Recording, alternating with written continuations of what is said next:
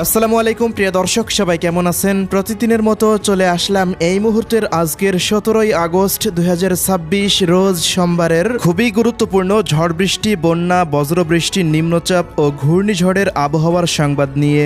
এবার আবারও দেশের 8 বিভাগের 64 জেলার ওপর দিয়ে মাঝারি থেকে ভারী থেকে অতি ভারী বর্ষণ ও নিম্নাঞ্চলে আকস্মিক ভয়াবহ বন্যা নিয়ে ভয়ঙ্কর দুঃসংবাদ দিল বাংলাদেশ আবহাওয়া অধিদপ্তর। 17 আগস্ট থেকে আগামী 19 আগস্ট পর্যন্ত টানা 72 ঘন্টা দফায় দফায় দেশ জুড়ে হতে পারে মাঝারি থেকে ভারী বৃষ্টিপাত।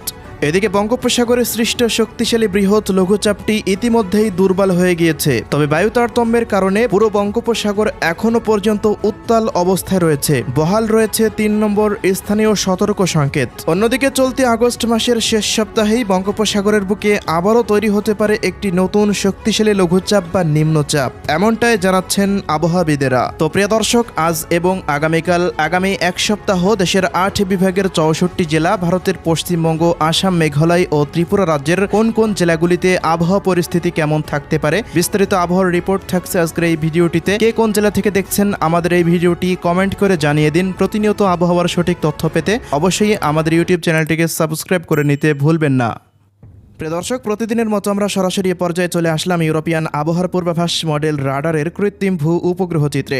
তো শুরুতে আমরা এই মুহূর্তে উপগ্রহ চিত্র থেকে দেশের 8 বিভাগের 64 জেলার আকাশের দিকে নজর রাখবো। কোন কোন অঞ্চলগুলোতে এই মুহূর্তে মৌসুমী বায়ুর কারণে শক্তিশালী লঘুচাপের মেঘমালা তৈরি হচ্ছে সে আপডেটটি দেখে নেব।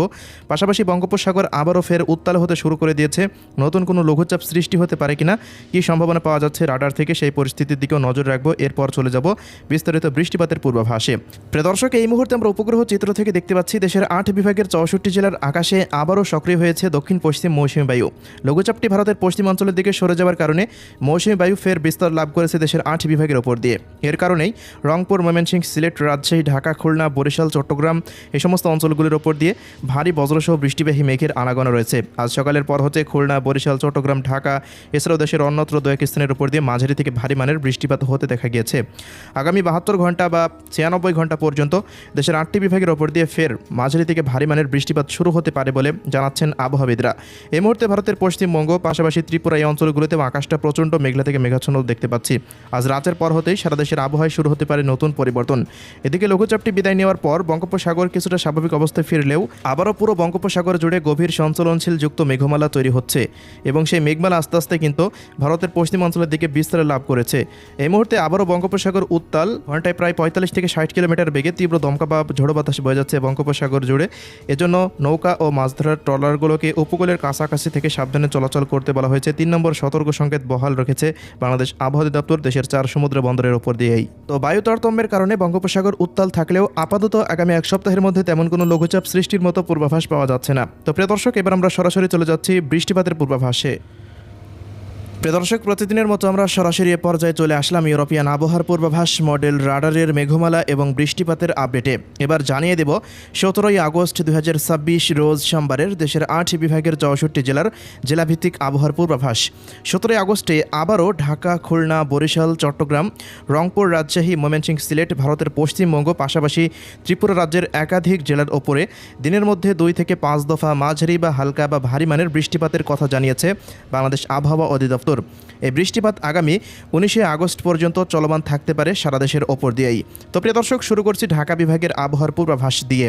সোমবার 17 আগস্ট ঢাকা বিভাগের আবহাওয়ার পূর্বাভাসে আমরা দেখতে পাচ্ছি ঢাকা, মুন্সিগঞ্জ, নারায়ণগঞ্জ, নরসিংদী, কটিয়াদী, কিশোরগঞ্জ, গাজীপুর, টাঙ্গাইল, মানিকগঞ্জ, রাজবাড়ী, শরীয়তপুর, মাদারীপুর, গোপালগঞ্জ, শিবচর, মকসেদপুর, এদিকে দোহার, জাঞ্জির এই সমস্ত অঞ্চলগুলো, এদিকে ডেমরা, ধামরাই, রূপগঞ্জ, 2500, টঙ্গী এই সমস্ত অঞ্চলগুলোর প্রায় সমস্ত জায়গার ওপর দিয়েই সোমবারের দিন হালকা থেকে মাঝারি মানের বৃষ্টিপাতের প্রবল আশঙ্কা রয়েছে। ঢাকা বিভাগের সমস্ত অঞ্চলে সারাদিনে আকাশটা মেঘলা থেকে মেঘাচ্ছন্ন অবস্থায় থাকতে পারে। আস্তে আস্তে তাপমাত্রা পরিস্থিতিও কমে আসার সম্ভাবনা রয়েছে। পাশাপাশি ভারী থেকে অতি ভারী বর্ষণের সম্ভাবনা রয়েছে বরিশাল বিভাগের জেলাগুলিতে। ইতিমধ্যেই বেশ কিছু অঞ্চলে মাঝারি বা ভারী বৃষ্টিপাত চলমান রয়েছে।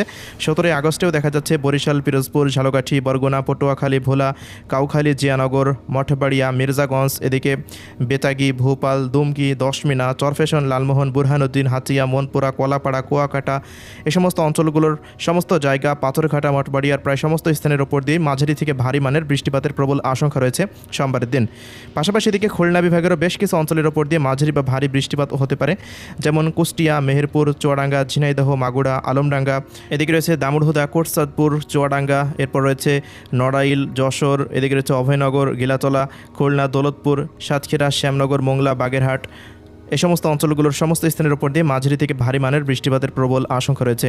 এদিকে চট্টগ্রাম বিভাগের আবহাওয়ার পূর্বাভাসেও ঠিক একই পূর্বাভাস আমরা দেখতে পাচ্ছি। টেকনাফ, মহেশখালী, বান্দরবান, কক্সবাজার, এদিকে রয়েছে কুতুবদিয়া, চকরিয়া, থানচি, সাতকনিয়া, রাওয়ানছড়ি, রাজস্থলী, বিলাইছড়ি, চট্টগ্রাম, হাটহাজারি, এদিকে ফটিকছড়ি, রাঙ্গামাটি, এদিকে লংগদু, দীঘিনালা, সাজেক, খাগড়াছড়ি এই অঞ্চলগুলির ওপর দিয়েও মাঝারি থেকে ভারী মানের বৃষ্টিপাতের আশঙ্কা রয়েছে।